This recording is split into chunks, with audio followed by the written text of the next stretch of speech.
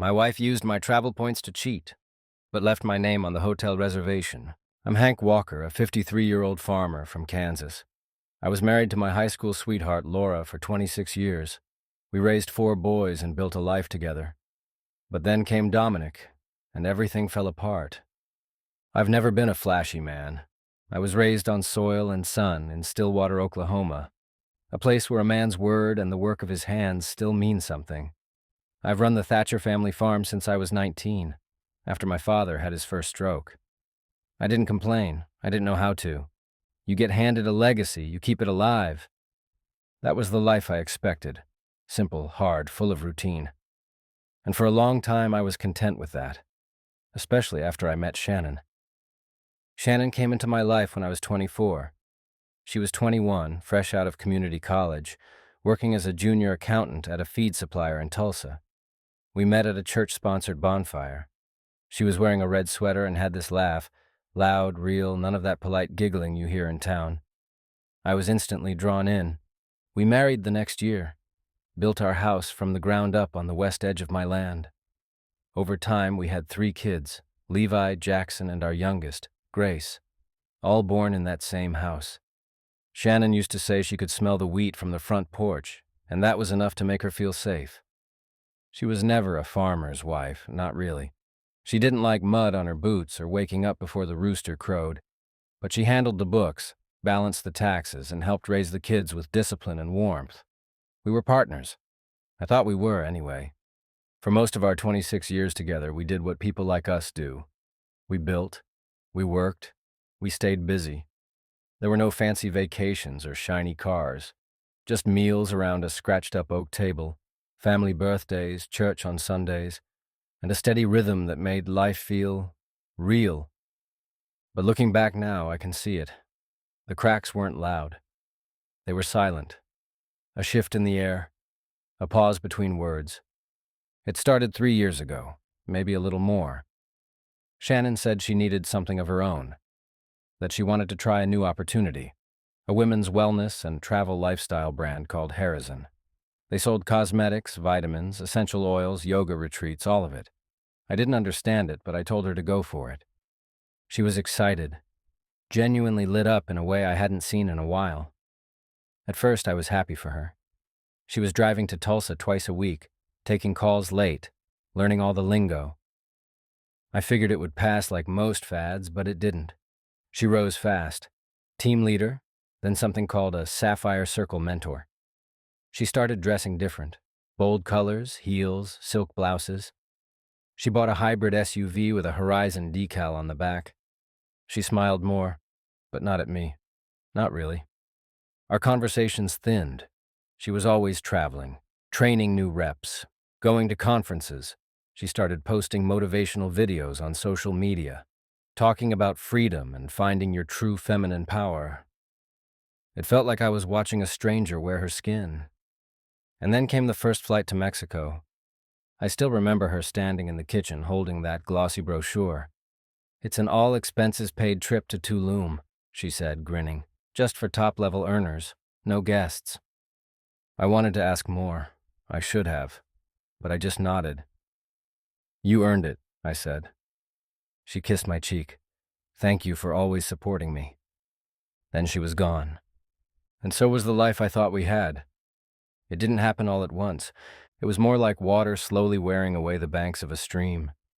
At first, Shannon's changes felt subtle, maybe even healthy. I told myself she deserved to glow a little. She had spent 2 decades as a mother, a bookkeeper, a helper. If anyone had earned a little reinvention, it was her. But over time, that glow started to feel like something else entirely, like distance. She'd never been much for makeup or fashion, but suddenly she was following influencers, ordering designer heels, buying skincare kits that came with instructions longer than the Bible. Her side of the bathroom became a showroom. Every week, another serum, another face mask, another anti-aging miracle. I didn't recognize half the brand names. Her phone never left her hand. Calls from regional uplines, group chats full of hashtags and affirmations. I'd be talking to her about irrigation pumps or Levi's upcoming football game, and I'd see her eyes flick toward a notification. She stopped asking about the farm. She stopped coming with me to the feed store. She stopped sitting at the kitchen table with the kids. I brought it up one night after dinner. "You seem far away lately," I said gently. She didn't look up. "I'm just busy. There's a lot happening with Horizon right now." "I get that. I'm just saying, we don't talk much anymore." She gave a tight smile. "You've always known I'm not a small talker." That shut me up. Later that week, I found a new blouse hanging in the laundry room. Soft lavender silk, with a neckline lower than I'd ever seen her wear. The tag was still on, $189. For a woman who once sewed patches on her jeans and clipped coupons religiously, it didn't make sense. None of it did. And yet, I said nothing, because part of me was afraid to know the truth if I started asking. When Shannon told me she'd earned a company trip to Mexico, I smiled for her, or at least I tried to. She was glowing with pride. "All expenses paid for the top 10 reps in the Midwest," she beamed, waving the email in front of me like a kid showing off a gold star. "Good for you," I said, forcing cheer into my voice. "You've worked hard." "I know, right?" she said, already pulling up swimsuit options on her phone. When I asked if spouses could come, she shook her head. "It's business. Training, networking, some brand shoots. Very corporate." So I stayed behind, kept the house running, took care of the boys, fed the animals, and fixed a broken irrigation valve that took 3 hours and every curse I knew. She texted photos every day, poolside mimosas, rooftop selfies, shots with perfectly lit hotel lobbies and women in sparkling dresses, always in groups, always smiling. But one name kept coming up, Dominic. "Our regional director is hilarious," she wrote. "Dom is so sharp. He has this presence." Presence. I didn't like the word.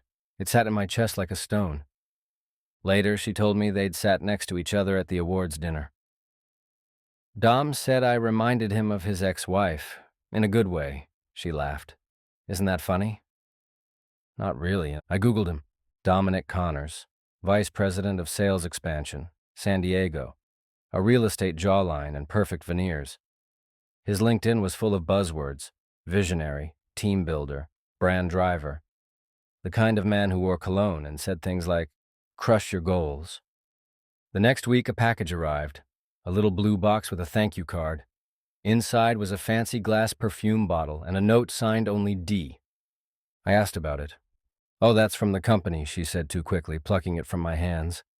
"They do gifts sometimes, recognition stuff." I nodded, but the way she pressed the card to her chest before tossing it in the drawer, I noticed that.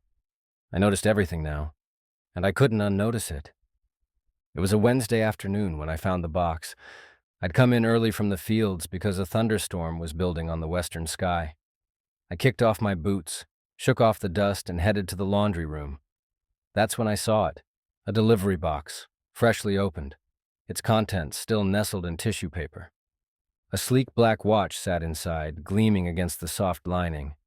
It wasn't cheap, not like the simple Timex I wore to check cattle gates. This was high-end, a brand I couldn't pronounce and wouldn't dare wear in a barn. Next to it was a card, unsigned, but the handwriting was familiar, blocky, slanted, Dominic's. I stood there for a full minute just staring. When Shannon walked in, her heels clicking on the tile, her face went pale for a flash before the mask slid into place. "Oh, that?" she said too casually. "It's a promotional thing. The company gives out incentives sometimes. It's for hitting my sales tier." I didn't say anything. She kept going. "Honestly, I didn't even know it was coming. Probably some regional push to keep morale high. You know how they do." "Does Dominic send everyone watches?" I asked. Her mouth twitched. "What are you talking about?" "The card," I said. "It's his handwriting." Shannon crossed her arms. "Wow, you're reading into things now? I can't even get a gift from my job without an interrogation?" "It's not your job I'm questioning." Her face turned sharp. "You've resented this from the beginning. Me doing something outside the farm, me being successful." "That's not true." "Yes, it is," she snapped. "You miss the old me. The one who packed your lunches and watched you drive off in the truck. You can't handle that I've changed." "I can handle change," I said, my voice low. "I just can't handle secrets." Her eyes flashed, but she didn't reply.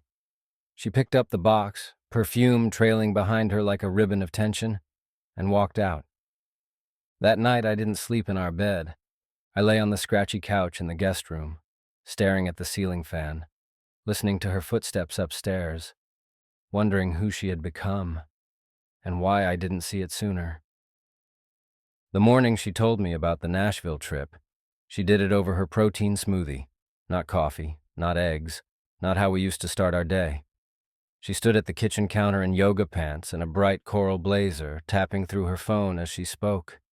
"Regional summit in Nashville," she said, not looking up. 3 days.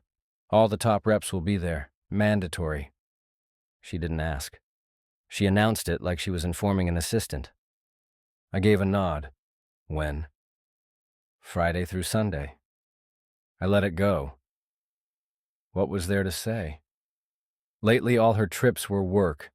There'd been Chicago, Scottsdale, Dallas. Each time I told myself it was the company, the career she was building, the part of her I didn't understand anymore. She left early that Friday. I helped her load the roller bag into her car, kissed her cheek. She didn't kiss mine. And maybe that's why, 2 days later, when my phone rang and a Phoenix hotel receptionist asked to verify a billing discrepancy with my travel rewards card, something in me didn't feel surprised. Phoenix, not Nashville.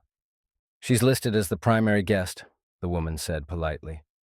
"But the account's in your name, so we wanted to confirm the room charges. Minibar, room service, valet." I gripped the phone tighter. Was she alone? A pause. "I'm sorry, I can't disclose. She checked in with Dominic, I know." Silence. Then, "I really can't comment, sir." I hung up. The next 2 hours were a haze of pacing and boiling rage. The house, once filled with her beauty products and bright decor, now felt like a set. Staged, hollow, fake. I texted her one line, "You told me Nashville." It sat delivered. No reply. 10 minutes. 30. Then finally, "It was a change in plans. Don't make this into something it's not." That was all she wrote. No explanation, no apology. She thought she could lie, pivot, and smooth it over like she'd done before. But something inside me, something steady and rooted and tired, it broke. Or maybe it finally stood up. Because I knew, the next time she walked through that door, everything would be different. She came home on Monday morning. Earlier than she said. I heard the car door shut while I was out feeding the heifers. Sun hadn't even fully lifted above the line of cottonwoods behind the pasture. When I came inside, she was in the kitchen. Hair perfect. Tan deeper than it was on Friday. A pink suitcase leaned against the door frame like it hadn't just been to Phoenix. "Hey," she said, smiling faintly, like she didn't know what I knew. I stared. "How was Nashville?" She blinked. "Productive." I said nothing. She stepped closer. "Don't start, Hank." I crossed my arms, leaning on the doorframe.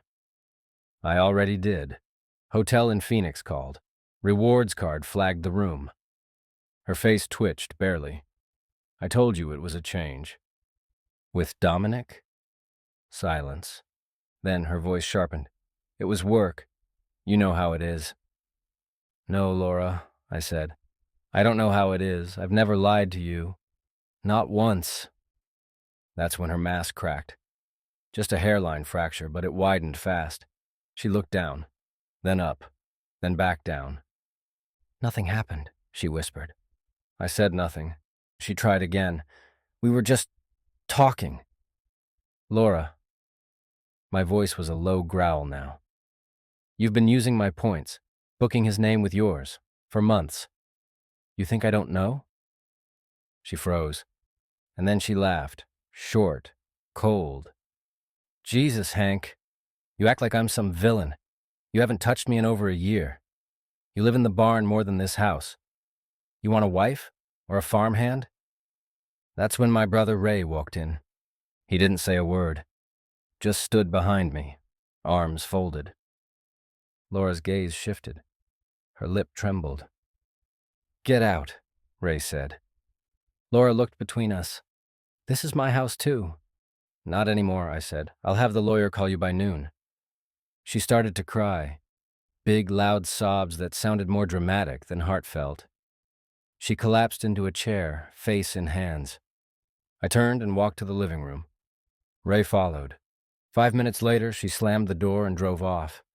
That afternoon, I found Dominic's wife on Facebook, sent her a message with screenshots of the hotel invoice.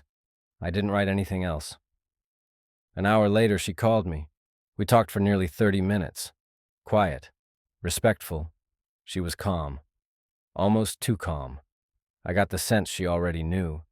Two families, wrecked by two people who thought they were smarter than the rest of us. The divorce moved fast, faster than I thought it would, honestly. Maybe it was because she didn't have the strength to fight, or maybe it was guilt or fear. Either way, I had a good lawyer, a friend of my cousin's from Wichita who came highly recommended. Laura didn't stand a chance, and I didn't feel an ounce of guilt about it. The house, the land, the equipment, all stayed with me. The farm had always been in my family's name anyway. She walked away with her clothes, her company car, and a small settlement she barely touched. No alimony, no shared accounts, nothing else. The hardest part was telling the boys. I sat all four of them down the week after she left. Jesse, Luke, Ryan, and Nathan. All grown now, two of them with kids of their own. I told them the truth. I didn't sugarcoat it, but I didn't spit venom either. Just laid it out plain. There was a long silence after. Then Jesse, the oldest, stood up and hugged me. The others followed. They told me they were staying with me.